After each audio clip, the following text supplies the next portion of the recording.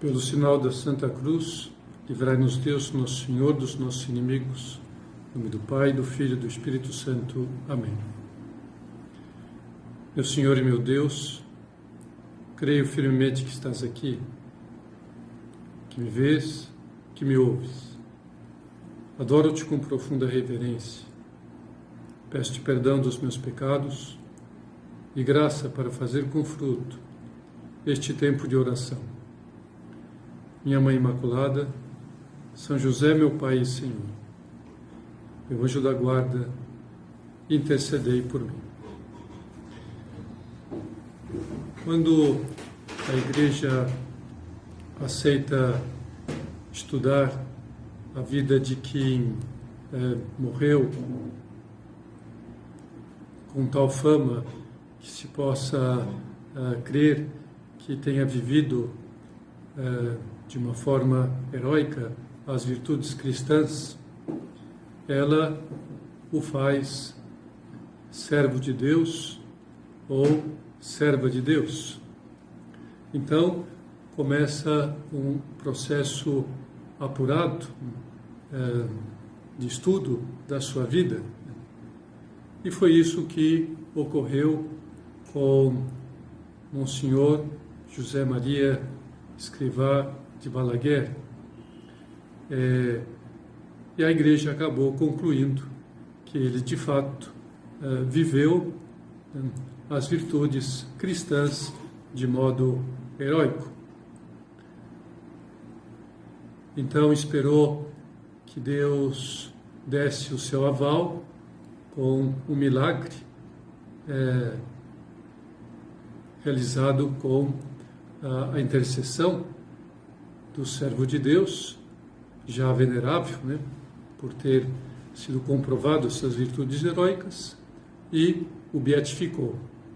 Esperou mais um milagre e o fez santo, não deixando de colocá-lo sem receio como modelo de santidade, especialmente de santidade no cotidiano, na vida do dia a dia. Como é a vida de tantos cidadãos de todo o mundo hoje. E nesta meditação online, eu queria olhar com vocês para uma virtude específica que todos nós, então, podemos e queremos viver na imitação de Cristo, como São José Maria o viveu de uma maneira heroica, que é a virtude da compreensão. Penso que essa é uma virtude imprescindível para que seja vivida em todos os momentos, na família, no trabalho, na universidade, na rua, mas nós estamos numa situação muito especial de confinamento, em que essa virtude da compreensão, ela é extremamente necessária que seja vivida por todos nós. Porque assim nós estaremos dando ocasião para que o ambiente onde nós vivemos, com as pessoas que estamos confinados um pouco mais de tempo habitualmente, possa ser uma convivência de paz, de tranquilidade, de serenidade. E já que estamos olhando para São José Maria, relato um exemplo que é nos contado por Hugo de Azevedo, que foi um dos primeiros sacerdotes numerários do Opus Dei, e ele escreveu no seu livro Uma Luz do Mundo suas reminiscências, suas memórias sobre São José Maria. Ele conviveu, é um numerário português que conviveu com São José Maria durante alguns anos. E ele conta então que lá, pelo ano de 1929, São José Maria estava num bonde, entrou num bonde, e naquele bonde havia também um operário que tinha acabado de sair de uma construção e tinha o seu macacão todo cheio de cal, né, esbranquiçado. E aquele operário, enfim, que deveria estar um pouco perturbado, né, espiritualmente, religiosamente, aproveitava os solavancos que o bonde dava para encostar na batina preta de São José Maria, com seu macacão todo esbranquiçado, para que aquele cal ficasse na batina de São José Maria, do padre José Maria. São José Maria foi aceitando aquilo, vendo o que ele estava fazendo de propósito, não disse nenhuma palavra, nenhum gesto. E quando ele estava a ponto de descer do bonde, ele deu um abraço naquele operário e lhe disse: amigo, vamos completar o serviço. E aí então, quem ficou mais constrangido foi o operário, né? Mas mostrando e demonstrando a São José Maria que devemos viver essa compreensão com aqueles que, enfim, nos podem causar algum dano, algum mal, alguma situação desagradável. Por isso, nós, assim, podemos também, com esse exemplo, pensar, né, nas nossas situações corriqueiras, né, em que, enfim, talvez não ocorra algo tão extremado como este, mas também passamos pelas dificuldades de conviver com os defeitos, com as atitudes das pessoas que estão junto conosco. Uma outra biografia, esta conta que em 1940, São José Maria estava no táxi em Madrid e começou a puxar conversa com o taxista. E o taxista permaneceu calado, não havia interação, não respondia às perguntas de São José Maria. Para entender melhor o que eu vou contar, né, lembrar que fazia 3 anos que havia acabado uma guerra, onde o catolicismo foi muito hostilizado. Contei anteriormente aquele episódio de 1928, quando mais ou menos começou, né, essa hostilização ao catolicismo. E naquele conflito, né, que havia terminado 3 anos antes, muitos padres, bispos e leigos foram assassinados só pelo fato de professarem a sua fé católica. E mesmo com o fim da guerra, a polarização entre esses dois estilos de vida estavam muito forte, né? O estilo de vida cristã, o estilo comunista. E parece que o taxista era comunista, porque no momento daquela corrida, ele saiu da sua mudez e perguntou a São José Maria, que era padre, estava demonstrando que era padre pela sua batina, né? E perguntou a ele: durante a guerra, o senhor estava em Madrid? E São José Maria lhe disse sim. E aquele taxista então lhe retrucou: pena que não o mataram. Foi o comentário seco e frio daquele homem. E a partir disto, evidentemente, não poderia haver mais diálogo. Mas, quando São José Maria estava pagando a sua corrida, ele perguntou ao taxista: o senhor tem filhos? O taxista disse que sim, e São José Maria, então, ao pagar a corrida, deu um dinheiro a mais e disse: pegue essa gorjeta e compre doces para os seus filhos. Eis um exemplo atraente, né, heróico, do que significa viver a compreensão de um modo cristão.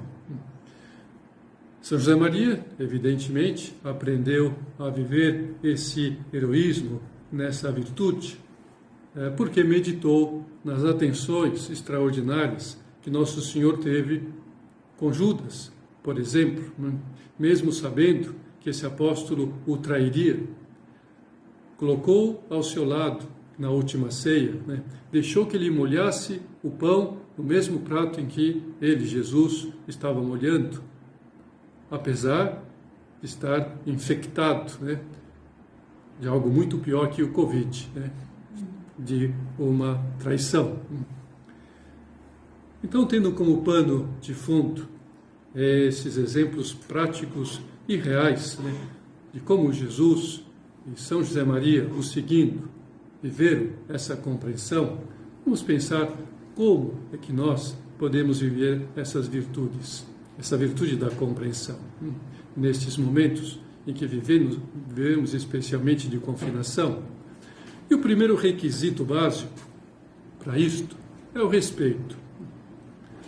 Respeito que cada um de nós deve ter para com as outras pessoas, E a gente percebe que esta é uma das marcas mais profundas do pontificado do Papa Francisco. Mas como podemos viver esse respeito pelos outros? Enxergando a dignidade que cada pessoa humana tem só pelo fato de ter sido criada por Deus à sua imagem e semelhança. E por isso acabam refletindo a sua bondade divina, porque Deus fez com que a sua bondade divina fosse refletida na natureza humana, E por isso que todas as pessoas são amadas por Ele, por isto. Se Deus não amasse uma pessoa, ela a destruiria. Mas se Ele não destrói ninguém, então é porque Ele ama a todas as pessoas. Ama mesmo aqueles que o ofendem, aqueles que o ofendem muito. Por isso, Jesus pediu-nos que amássemos os nossos inimigos, que orássemos por aqueles que nos perseguem. E na prática, como é que nós fazemos isto? Não odiando, nem desprezando, nem tratando com maus modos ou com indiferença, seja que pessoa for. Se alguém tem um comportamento que nós supamos ser inadequado, que prejudica ela, prejudica os outros, prejudica o ambiente, a nossa atitude é de compreendê-la para que ela se converta, para que ela mude de atitude. Olhemos mais uma vez para Jesus Cristo, como ele tratou a samaritana, com compreensão, apesar de ela estivesse cheia de uma atitude, uma vida pecaminosa, como Nosso Senhor atendeu aquela mulher adúltera que todo mundo queria apedrejar, compreendendo, não a condenando. Assim também atuou com Zaqueu e assim por diante.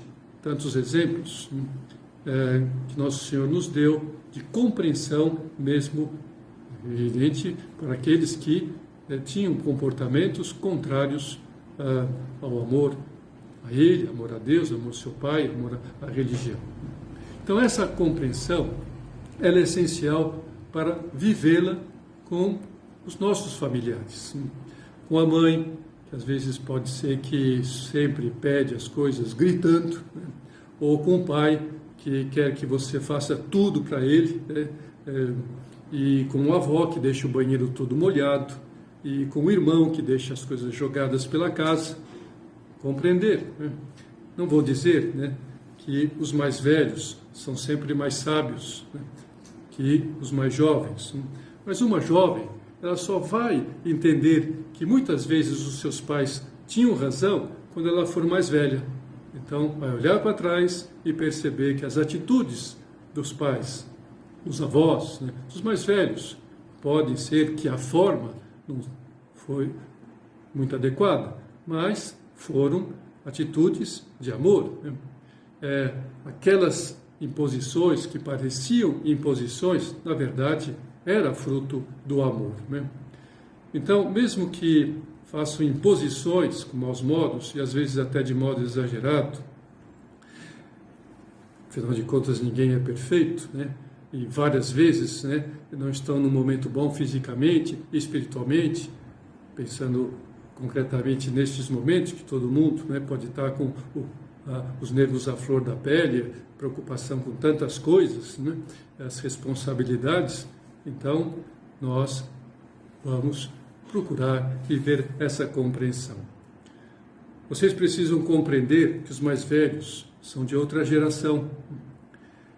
E por isso é mais difícil, né, para eles entenderem e assentarem certas rebeldias que são naturais dos mais jovens. Aspirações que para eles parecem perigosas. E por isso eles querem defender, né, seus filhos, seus netos, as pessoas mais jovens, para que não entrem arriscadamente numa atitude perigosa e inadequada. Não é fácil para uma pessoa, né, de 40, de 50, de 70, de 80 anos aceitar certas mudanças nos comportamentos. Há muitas coisas novas, evidentemente, que são melhores do que as antigas, mas também há muitas coisas antigas que são melhores do que as novas. Reparemos também que muitas dificuldades na convivência procedem do ressentimento que talvez tenha ficado por situações antigas, que não foram muito bem resolvidas, que acabam geraram, né, antipatias e aversões. Às vezes uma coisa sem importância para nós deixa aflita a outra pessoa e vice-versa, né? Por exemplo, se nós precisamos de ventilador e a outra pessoa não precisa, deixemos em paz a outra pessoa.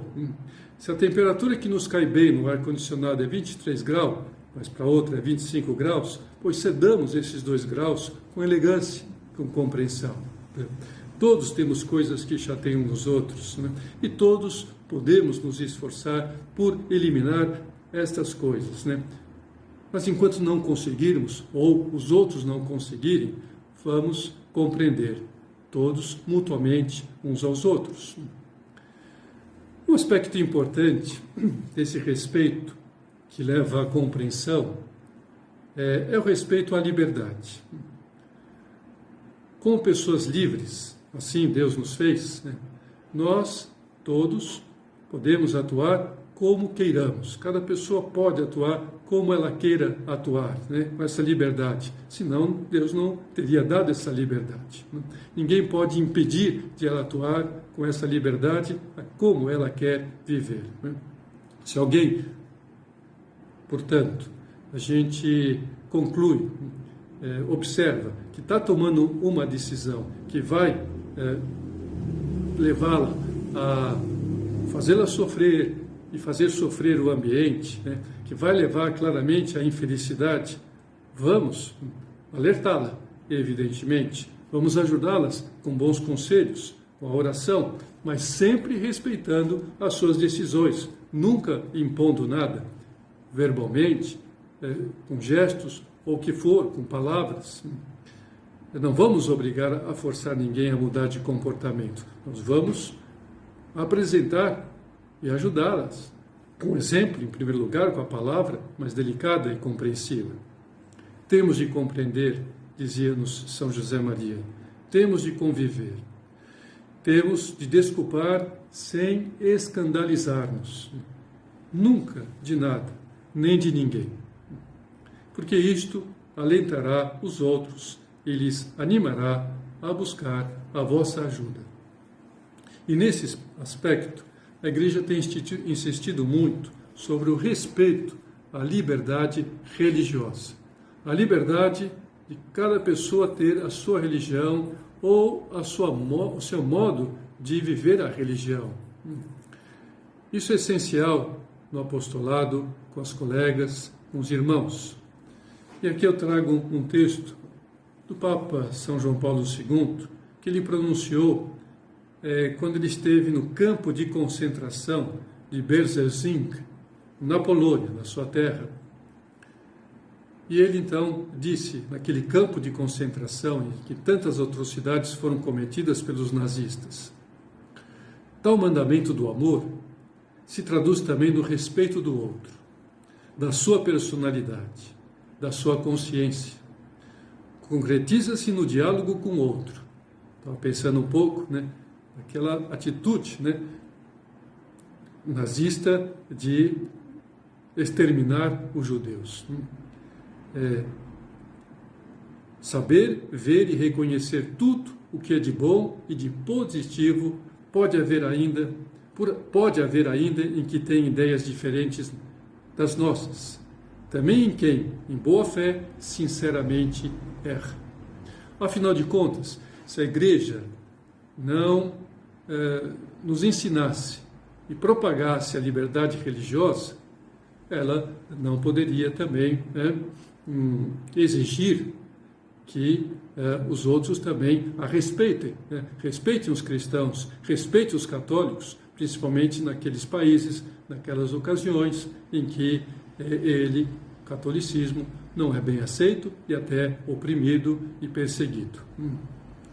Mas para que a compreensão ela seja possível, nós precisamos apoiá-la na virtude da humildade.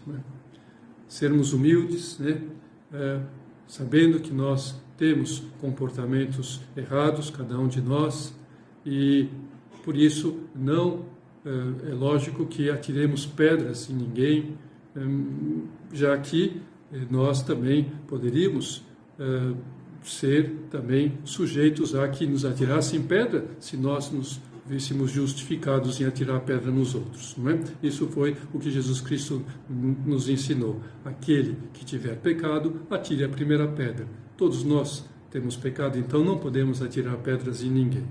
São José Maria tinha essa humildade de reconhecer que às vezes dizia coisas que feriam, sem que tivesse percebido, e sabia pedir desculpas, sabia retificar e assim mostrava esse coração compreensível, amoroso, cheio de perdão, cheio do coração sagrado de Jesus. Enfim, Deus Nosso Senhor espera que cada um de nós saiba demonstrar pela palavra e pelo exemplo que compreendemos a todos. Vamos cuidar disto, então, nestes momentos, especialmente, sempre, mas nós estamos vivendo nesse momento em que, no lar, isto pode ser vivido de uma maneira mais extraordinária. Foi desse amor que viveu sempre Maria, um amor tão grande que a fez ser mãe de todos nós. Por isso nós pedimos a ela que com esse seu amor materno não deixe nunca que falte o vinho da paz na convivência familiar. Queria terminar com uma oração à Sagrada Família que o Papa Francisco coloca na sua Amoris Laetitia, essa exortação, que é uma exortação apostólica, onde nos fala do amor, da alegria de viver o amor na família. Jesus, Maria e José, em vós contemplamos o esplendor do verdadeiro amor. Confiantes a vós nos consagramos. Sagrada Família de Nazaré, tornai também as nossas famílias lugares de comunhão e cenáculo de oração. Autênticas escolas do Evangelho e pequenas igrejas domésticas. Sagrada Família de Nazaré, que nunca mais haja nas famílias episódios de violência, de fechamento e divisão, e quem tiver sido ferido ou escandalizado seja rapidamente consolado e curado. E essa súplica também que o Papa Francisco tem nos pedido que realizemos para que nestes tempos de confinação, neste mês de maio, também recitemos. Na dramática situação atual, carregada de sofrimento e angústias, que oprime o mundo inteiro, recorremos a vós, Mãe de Deus e nossa Mãe, refugiando-nos sob a vossa proteção. Dou-te graças, meu Deus, pelos bons propósitos, afetos e inspirações que me comunicaste nesta meditação. Peço-te ajuda para os pôr em prática. Minha Mãe Imaculada, São José, meu Pai e Senhor, meu anjo da guarda, intercedei por mim.